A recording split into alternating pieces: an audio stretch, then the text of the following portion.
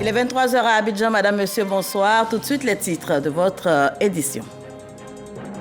Le chef de l'État, le président Alassane Ouattara, a reçu ce jeudi les lettres de créance de 8 ambassadeurs accrédités en Côte d'Ivoire. Ils sont venus de l'Arabie Saoudite, de la Chine, de la Guinée-Bissau, de la Grèce, de l'Ukraine, d'Autriche, de la Finlande et de Thaïlande. Élections locales en Côte d'Ivoire, le rassemblement des oufouettistes pour la démocratie et la paix, le RHDP a présenté ce jeudi au Sofitel Hôtel Ivoire ses candidats retenus donc pour les régionales et municipales 2023. La cérémonie s'est déroulée en présence du chef de l'État, président du RHDP. Et puis la 45e Assemblée générale ordinaire de la CAF, la Confédération africaine de football, se tient ici en Côte d'Ivoire. Les travaux de ces assises se sont ouverts ce jeudi en présence du Premier ministre Patrick Hachi. 54 pays prennent part à cette rencontre des décideurs du football africain. Je vous le disais tantôt, le chef de l'État, le président Alassane Ouattara, a reçu ce jeudi les lettres de créance de 8 ambassadeurs accrédités en Côte d'Ivoire, venus de l'Arabie Saoudite, de la Chine, de la Guinée-Bissau, de la Grèce, de l'Ukraine, d'Autriche et de la Finlande, également de la Thaïlande. Ces diplomates ont officiellement pris fonction donc ce jeudi. Le chef de l'État les a assurés de la disponibilité du gouvernement ivoirien à contribuer à la réussite de leur mission. Ils sont au nombre de 8 et c'est officiel pour eux ce jeudi en ce qui concerne leur prise de fonction en tant qu'ambassadeurs de leurs pays respectifs en Côte d'Ivoire. Le diplomate qui le premier se présente au président de la République Alassane Ouattara est de l'Arabie Saoudite. Il est suivi de ceux de la Chine, de la Guinée-Bissau, de la Grèce, de l'Ukraine, d'Autriche, de la Finlande et de la Thaïlande. Le chef de l'État ivoirien, son Excellence Alassane Ouattara, après avoir reçu successivement leurs lettres de créance, se félicite de l'honneur qui lui est fait par chacun de leurs pays et les rassure quant à sa disponibilité à œuvrer pour le succès de leur mission sur le sol ivoirien. Je suis convaincu que durant votre séjour dans notre pays, vous apprécierez la légendaire hospitalité du peuple ivoirien qui vous aidera sans aucun doute dans l'accomplissement de votre mission. Je voudrais pour ma part vous assurer de la disponibilité du gouvernement ivoirien à contribuer à la réussite de vos missions. Mesdames et messieurs les ambassadeurs, cette cérémonie solennelle de votre prise de fonction est l'occasion de vous présenter la situation politique et socio-économique en Côte d'Ivoire.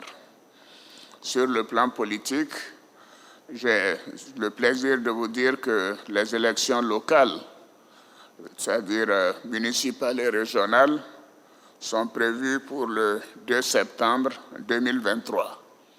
Et elles verront la participation de tous les partis politiques significatifs.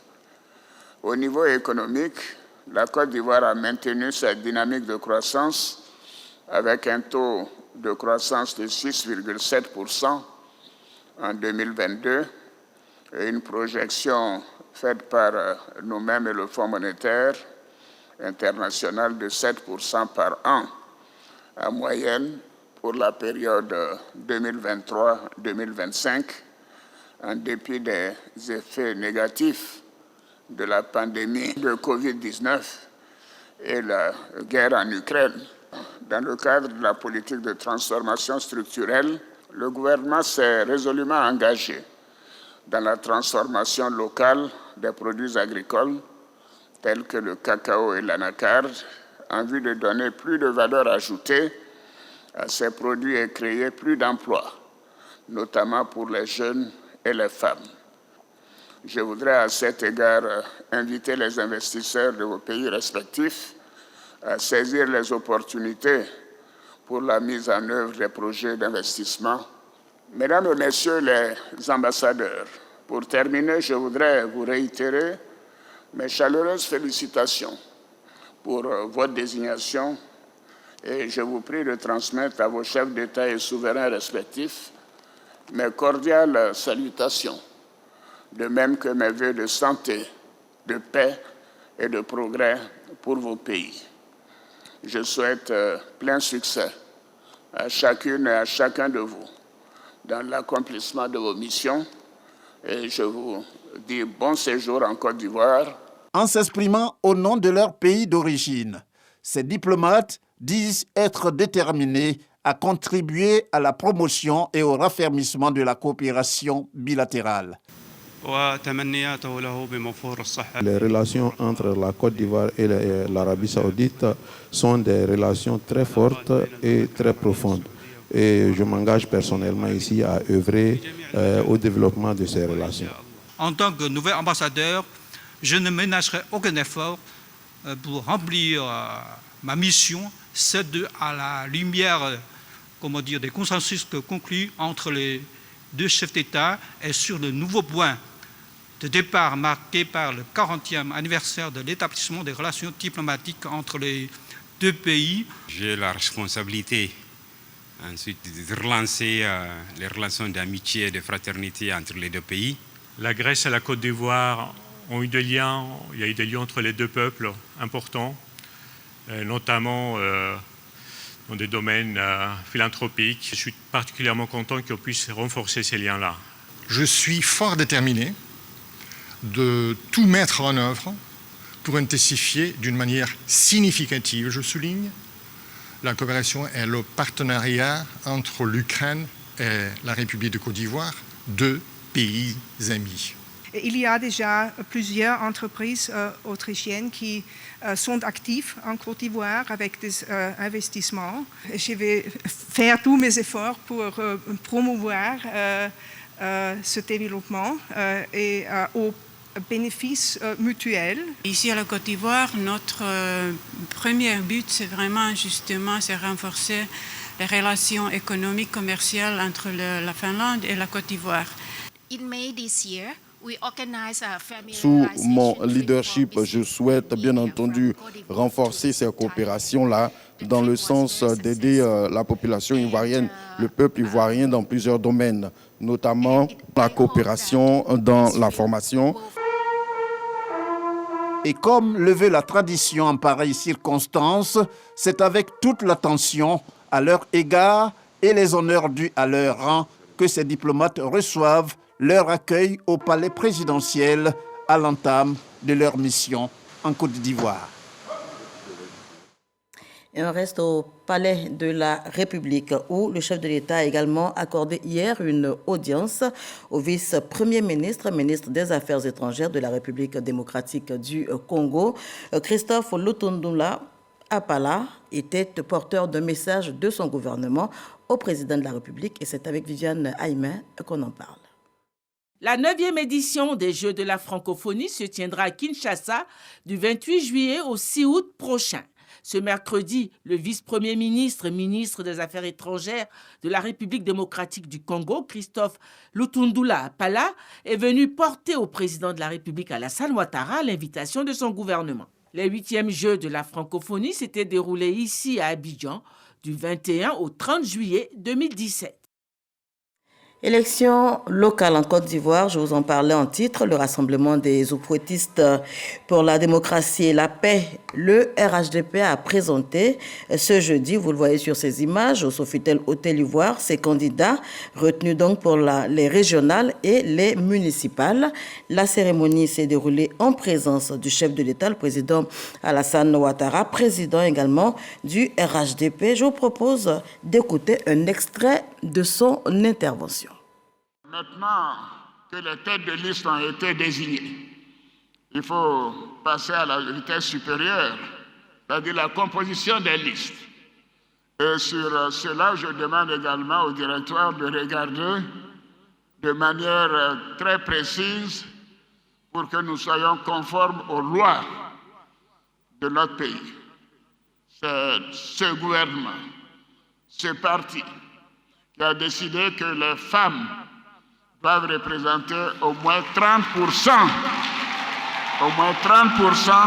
des conseillers municipaux. Donc je vous demande, mesdames, messieurs les candidats, de faire en sorte que nous puissions dépasser ce quota. Et il y a d'ailleurs un président de région qui m'a déjà promis qu'il fera 50% de femmes dans son conseil. Je vous encourage à aller même au-delà de 30%, car les femmes militantes du RHDP le méritent. Bien évidemment, les élections demandent soutien.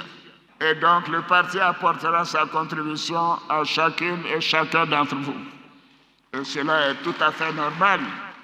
Vous cotisez au parti, le parti reçoit donc un soutien de l'État, conformément aux dispositions qui ont été prises par la loi.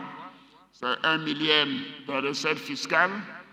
Et compte tenu de son poids, le RHDP représente quasiment 60% de ce montant et ceci doit être utilisé à l'occasion des élections.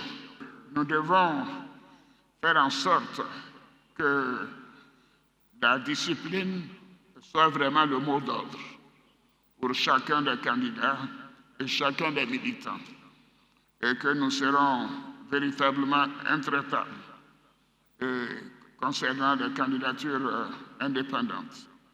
Et je voudrais signaler qu'il n'y a pas lieu d'avoir des candidatures indépendantes, compte tenu de tout ce qui a été fait dans le processus de sélection. Certains, d'ailleurs, qui n'ont pas été retenus, m'ont interpellé. Et j'ai passé des week-ends à les recevoir et à leur expliquer que cela était nécessaire pour l'équilibre et pour le rassemblement, pour l'élargissement du parti. Donc je pense que ceux à qui je m'adresse me comprennent bien. Mais je sais aussi qu'il y a des querelles personnelles entre les responsables dans tous les partis politiques. Quand quelqu'un n'est pas retenu, il se débrouille, il cherche quelqu'un qui soutient pour être candidat indépendant. Alors si on attrape un responsable, si j'attrape, alors je vais prévenir les uns et les autres.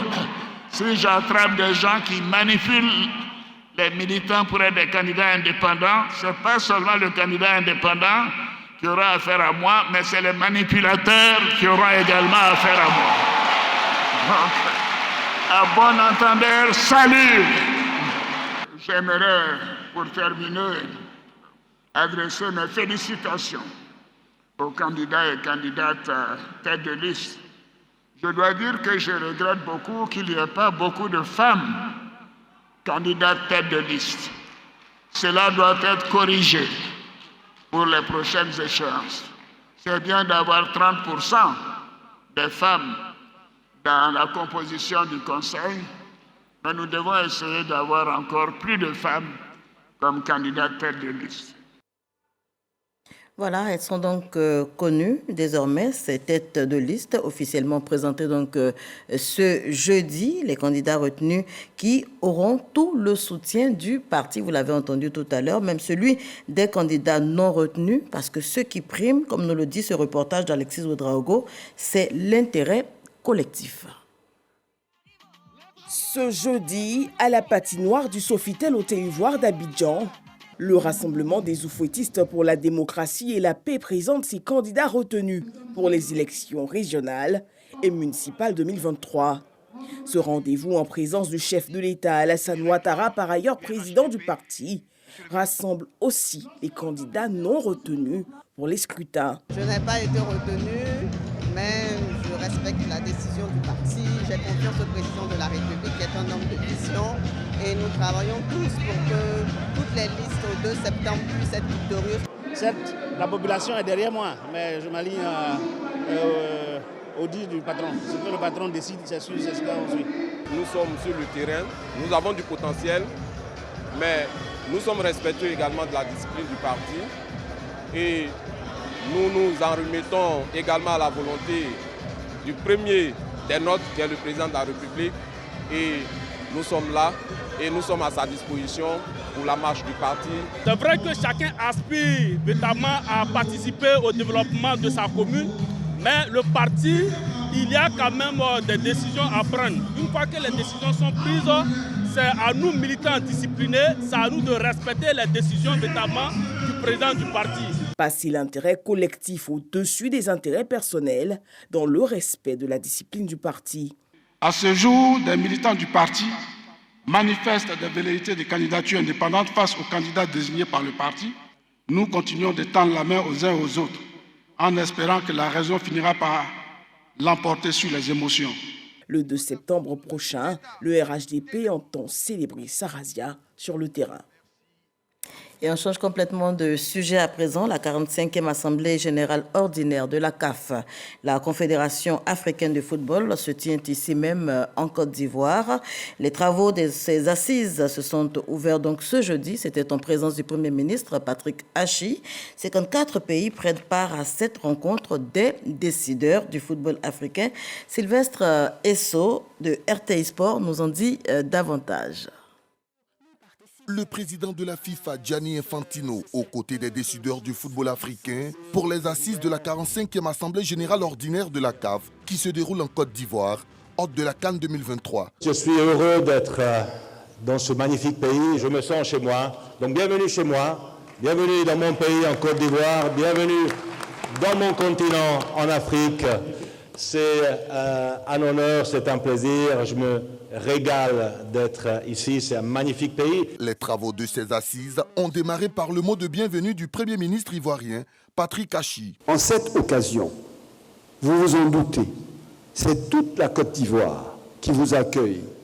Et je voudrais, au nom de son Excellence, Monsieur le Président de la République Alassane Ouattara, Président de la République de Côte d'Ivoire, vous souhaiter la cordiale bienvenue en vous disant très chaleureusement Akwaba. Patrick Achi a surtout traduit la gratitude de l'État de Côte d'Ivoire à la CAF pour avoir choisi la destination Abidjan pour ses assises. Je souhaite témoigner toute notre gratitude au président de la CAF, à son secrétaire général et aux membres de son comité exécutif, en faisant d'Abidjan la ville hôte de cette auguste assemblée, vous réaffirmez la confiance que votre institution place en notre pays, à l'orée de la prochaine Coupe d'Afrique des Nations. 54 pays affiliés à la CAF prennent part à ce congrès qui s'articulera autour de plusieurs axes. Le renouvellement des membres du comité exécutif de la CAF, l'élection du président de la commission gouvernance de la CAF et le tirage au sort des éliminatoires zone Afrique de la Coupe du Monde 2026 qui se déroulera conjointement aux États-Unis, au Mexique et au Canada. Et justement, Esso, le tirage au sort des éliminatoires du Mondial 2026 zone Afrique a effectivement eu lieu aujourd'hui. La Côte d'Ivoire devra donc s'illustrer dans le groupe F avec le Gabon, le Kenya, la Gambie, le Burundi et les Seychelles. On poursuit en images avec cette information. La deuxième réunion de coordination d'assistance aux réfugiés dans le nord de la Côte d'Ivoire s'est tenue ce jeudi après-midi. Elle a été présidée par le ministre d'État, Fidel Sarasoro, secrétaire exécutif du Conseil national de sécurité. Il s'agissait de faire le point de la situation des flux des réfugiés dans le nord de la Côte d'Ivoire ainsi que des conditions d'accueil. Aussi, le point des travaux des sites de transit. Notez que la réunion a enregistré la présence de plusieurs membres du gouvernement, de plusieurs ambassadeurs, des membres du corps préfectoral ainsi que de représentants d'organismes internationaux. Précisons également qu'à la date du 10 juillet 2023, ce sont 29 344 réfugiés rapportés en Côte d'Ivoire selon le HCR, dont plus de 17 000 dans le Bunkani et plus de 11 000 dans le Tchologo. À l'Assemblée nationale, des échanges entre la Banque mondiale et 22 parlements africains, une réunion par visioconférence. Objectif de cette réunion qui s'est tenue le 10 juillet dernier à la rotonde donc, de l'Assemblée nationale, écouter les parlements en vue donc d'une nouvelle feuille de route pour un meilleur accompagnement de ses partenaires. C'est ce que nous dit Konaté Moussa. Dans ses missions de soutien au développement des États, la Banque mondiale souhaite l'implication des parlements. Cette réunion par visioconférence depuis la rotonde de l'Assemblée nationale vise à recueillir les avis et contributions des institutions parlementaires. Nous avons dit en tant que management supérieur de la Banque mondiale, cette réflexion ne saurait être conduite de manière purement interne. il faudrait que nous descendions sur le terrain, que nous écoutions les partenaires, c'est-à-dire les pays, mais aussi à travers les pays que nous écoutons, ceux qui le représentent ou ceux qui jouent un rôle crucial dans le processus de développement économique et social des pays. Bien entendu, au nombre desquels, et peut-être à la tête desquels, les assemblées nationales. Un échange direct entre la Banque mondiale et les parlements africains afin d'évaluer l'impact des actions de l'institution financière internationale et élaborer une feuille de route pour un meilleur accompagnement des États. En Côte d'Ivoire, le contrôle de l'action gouvernementale et l'évaluation des politiques publiques est une des prérogatives essentielles du Parlement consacrée par la loi fondamentale à son article 93. Nous sommes convaincus à cet égard que ces présentes consultations pour l'élaboration de la nouvelle feuille de route de la Banque mondiale permettront aux parlementaires du continent d'exercer cette prérogative par leur implication dans le suivi des opérations financées par la Banque mondiale dans nos États respectifs. La réunion par visioconférence réunit 22 parlements d'Afrique de l'Ouest et du Centre. Le président du Sénat, Jano Aousou-Kouadio, a lui accordé une audience au président du conseil d'administration du musée de Robben Island, c'est en Afrique du Sud. Le professeur Satasivan Cooper dit être venu partager avec la Côte d'Ivoire son expérience en matière de consolidation de la paix. Herman Guivet. Satasivan Cooper, professeur d'université, président du conseil d'administration du musée de Robben Island en Afrique du Sud, reçu en audience par le président du Sénat de Côte d'Ivoire, Aousou-Kouadio Jano.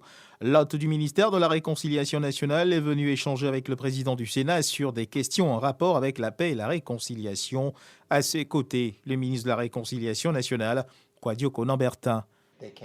L'objectif de ma présence ici est de partager l'expérience sud-africaine avec la Côte d'Ivoire en matière de réconciliation et de paix afin de pouvoir aider à la construction d'une nation unie et fraternelle. Le ministre a bien voulu partager avec moi les différents chantiers sur lesquels son ministère travaille dans le cadre de la mission qui lui a été confiée par le président de la République. Et les échanges que je viens d'avoir avec le président du Sénat me confirment que la Côte d'Ivoire est sur la bonne voie dans le processus de réconciliation, de paix et d'unité. Le professeur Sata est le directeur du musée où le président Nelson Mandela et lui-même ont été détenus pendant cette grave crise de l'apartheid en Afrique du Sud. Ils ont connu des crises plus profondes que la nôtre, mais s'ils ont accepté de tourner la page, c'est un modèle de pardon, de paix qui doit pouvoir nous inspirer quand on sait tous les efforts qui ont été faits par le président de la République, le président Alassane Ouattara, depuis 2011, en dédiant un ministère à la réconciliation nationale. Ça veut dire qu'il attache du prix à la paix.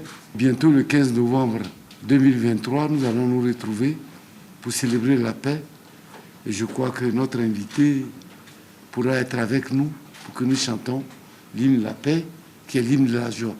Satasivan Cooper, le président du conseil d'administration du musée de Robben Island. Une présence en Côte d'Ivoire, un vécu dont le ministère de la Réconciliation nationale entend assurément s'inspirer. On s'intéresse à présent à ces Ivoiriens qui exercent dans la fonction publique internationale. Ils sont nombreux à occuper d'importants postes de responsabilité dans des organisations internationales, Banque mondiale, FMI ou toute autre institution. Eh bien, Michel Degré, notre reporter, il a profité donc d'une de ses missions pour rencontrer quelques-unes de ces personnes. De Brazzaville à Washington, en passant par Libreville. Témoignage inspirant, vous le verrez, c'est dans le cadre du dossier politique.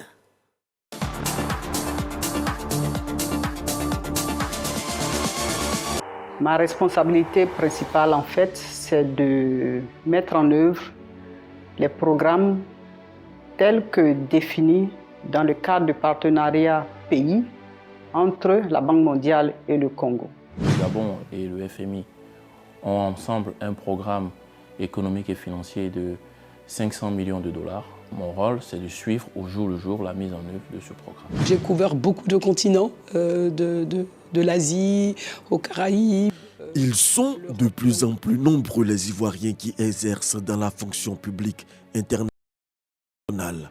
Nous sommes à Brazzaville, Ouattara, représentante de la Banque mondiale du Congo, est en séance de travail avec ses collaborateurs. J'aide les différentes équipes de la Banque mondiale à mettre en œuvre ces programmes dans divers secteurs. Éducation, santé, numérique, agriculture. Gomez Agou est le représentant du FMI au Gabon. Il conseille le gouvernement de ce pays sur les questions de développement. Un fonctionnaire international, c'est un agent d'une organisation internationale dont le rôle au sein de l'organisation est de travailler à la résolution des défis de développement qui se posent à l'ensemble des États que couvre son organisation. Samake est économiste principal au FMI. Il a représenté l'institution pendant plusieurs années en Somalie. Avec l'expérience internationale qu'on a on a l'opportunité d'apprendre au fil du temps. Tu es à même d'apporter des solutions idoines généralement à toutes les difficultés macroéconomiques auxquelles un pays fait face. J'encourage vivement tous nos jeunes frères à s'intéresser à la carrière internationale. S'intéresser à la carrière internationale, mais surtout avoir des aptitudes. Venir à la Banque mondiale, par exemple, on n'est pas forcément obligé d'étudier l'économie. Donc, on peut choisir le sujet qui nous sied, le sujet qu'on aime bien, pour lequel on pense avoir une vocation, et en fait exceller. Et l'une des choses que je dirais aussi, surtout si on veut être fonctionnaire international, c'est d'aimer les langues. Toutefois, travailler à l'international n'a pas que des avantages. Dans les institutions donc internationales, nous voyageons énormément.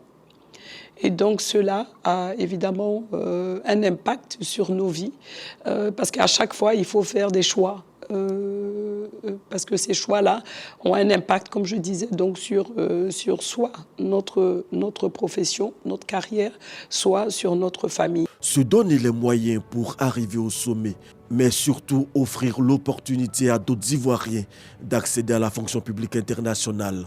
Une priorité pour Siméon Ewi, nouveau directeur général de l'Institut international d'agriculture tropicale après plusieurs années passées à la Banque mondiale. C'était mon premier poste après mon doctorat.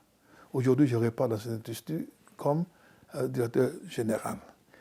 Il y a des gens comme moi, très jeunes aujourd'hui, qui sont là, qui sont formés et qui peuvent bénéficier de l'appui de ces institutions. Donc, une des priorités pour moi, c'est de promouvoir, disons, l'avancement des jeunes cadres africains, mais surtout ivoiriens, qui peuvent venir dans ces instituts, faire leurs travaux de recherche et aussi avoir la possibilité de gravir les échelons et un jour devenir directeur général comme moi. Tous issus du système éducatif ivoirien, ils sont reconnaissants à la mère patrie, mais veulent porter haut le drapeau du pays. Le premier, c'est d'abord de préserver la réputation du pays dont nous sommes originaires. En tant que représentant, par exemple, du FMI, dans mon cas, au Gabon, je suis aussi ivoirien. Donc je suis supposé, par la qualité de mon travail, dignement représenter mon pays. Non seulement au Gabon, mais aussi à l'intérieur de l'institution. Puisqu'à l'intérieur du FMI, nous avons plusieurs nationalités. Et pour nous, est d'autant plus important que d'ailleurs, le président de la République actuelle de Côte d'Ivoire est un ancien de l'institution et qui a marqué, par les fonctions qu'il a occupées, de lettres d'or, le label ivoirien. Pour atteindre tous ces objectifs, plusieurs initiatives sont engagées. Nous avons des jeunes talents, des talents à tous les niveaux, au niveau de la Banque mondiale et du Fonds monétaire international. Et ce think tank sert de creuset dans lequel les jeunes Ivoiriens se réunissent, se retrouvent et ont des discussions. Le ITT fait son bonhomme de chemin. Je souhaite que cette institution soit formelle un jour et qu'elle puisse être, disons, utilisée de façon efficace par nos gouvernants. D'ailleurs, nous avons à cet effet créé une association qu'on appelle AF2I, c'est l'association des fonctionnaires internationaux ivoiriens. Avoir une solide expérience à l'international et la mettre à la disposition de la Côte d'Ivoire.